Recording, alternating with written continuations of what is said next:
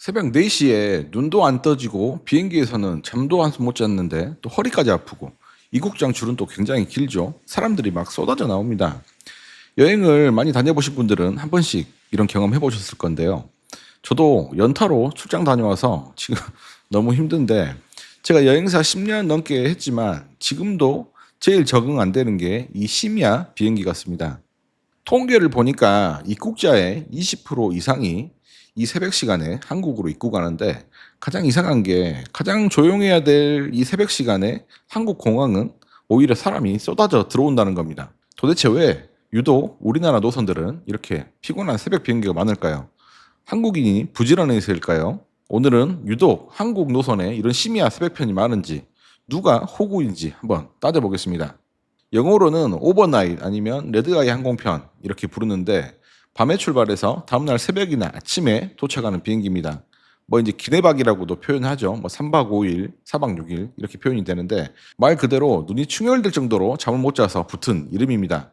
물론 이게 한국에만 있는 건 아니지만 유독 한국에 많습니다. 일본, 중국은 낮 비행기도 많은데 동남아만 가면 갑자기 새벽 비행기가 쏟아집니다. 이게 우연일까요?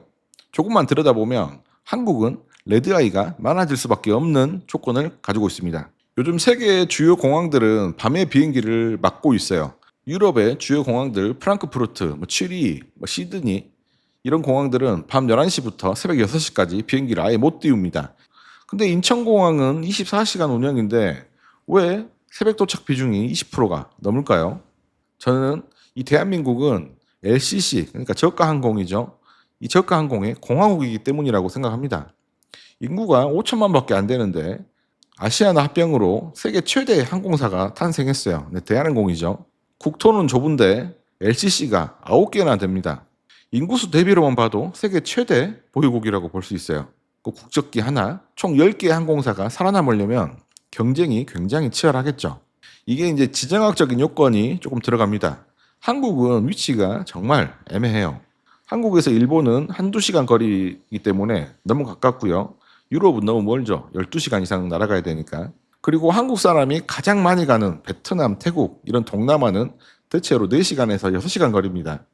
이게 묘하게 잘 맞아요. 밤에 한국에서 출발했다가 방콕 찍고 돌아오면 또 이제 아침에는 일본 다녀오고 오후에는 중국 다녀오고 밤에는 또 안 놀고 다시 동남아를 가기 좋은 거리인 겁니다.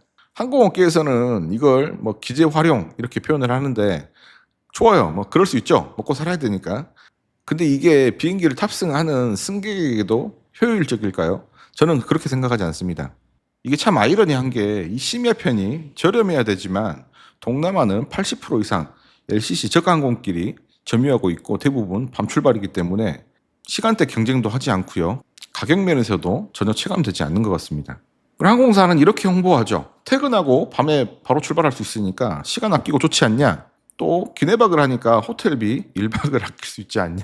이렇게 얘기해요. 또 하루를 더 알차게 여행할 수 있다. 이렇게 표현을 하는데 포장은 정말 잘해요. 근데 이게 현실에서는 승객만 피곤한 게 아니고요. 조종사도 피곤해집니다. 안전과 직결되기도 하고요. 우리가 새벽에 도착해보면 공항 교통이 줄어들어 있습니다. 또 심야 할증이 붙어서 교통비도 늘어나고요. 호텔은 밤 12시, 새벽 1시에 도착해서 체크인하면 시설도 이용 못하고 잠만 자야 되죠. 돌아오는 날은 또 새벽 비행기라 12시 1시 비행기라 레이트 체크아웃 하자니 또 요금이 추가되고 밤에 또 피곤한 상태로 일부러 투어를 나가든지 시내 구경하다가 공항을 가게 돼요. 이게 좀 젊은 20, 30대는 나쁘지 않을 수도 있어요. 버틸만 할 겁니다. 근데 아이를 데리고 가는 가족, 특히 또 50대, 60대 이렇게 연령대가 높아지면 얘기가 좀 달라지죠. 비행기에서 앉아서 잘 수가 없어요.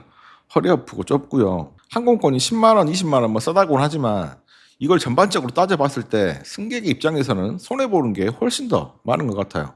그런데도 이 와중에 재밌는 게 우리나라 공항공사 인센티브 제도 이렇게 보면 신규 항공사가 안 그래도 많은데 설립을 부추기면서 신규 노선도 힘쓰고 있고요.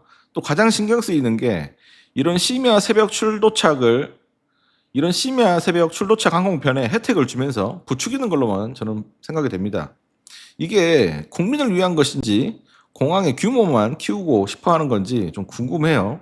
이게 이제 인천공항이 단순히 이제 한국 공항이 아니라 이 수많은 국제선들이 연결되는 허브 공항 역할을 하느라고 한국으로 들어오는 사람만 있는 게 아니라 다른 나라에서 와서 인천에서 갈아타고 장거리 노선을 가는 외국인들도 굉장히 많기 때문에 우리가 타는 이 새벽 비행기 항공편은 사실 한국인만을 위해서 만들어진 시간표가 아니고 항공사와 외국인들을 위한 시간대라는 거죠.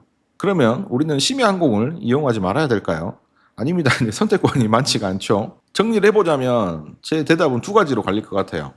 뭐 20, 30대 젊으신 분들이라면 심야항공이 나쁜 선택은 아닐 수도 있습니다. 하지만 아이를 데리고 가거나 40대 이상 가족 단위 아니면 5, 60대 이상 연령대가 높으신 분들한테는 더 피곤한 여행이 되실 겁니다. 그래서 다음 여행을 보실 때는 항공권 가격만 보시지 말고 도착 시간, 첫날 컨디션, 뭐 교통비, 숙박비 이런 것까지 같이 계산해 보시는 게 중요하다고 생각을 합니다. 물론 가격도 중요하지만 가격이 싸다고 해서 좋은 여행이 될 수는 없으니까 그렇죠. 저도 40대인데 새벽 비행기가 굉장히 좀 힘들어요. 근데 여러분들은 새벽 비행기가 좀 괜찮으신지 좀 궁금하고요. 아니면 돈을 조금 더 내더라도 낮 비행기를 선호하시는지 댓글로 한번 알려주세요.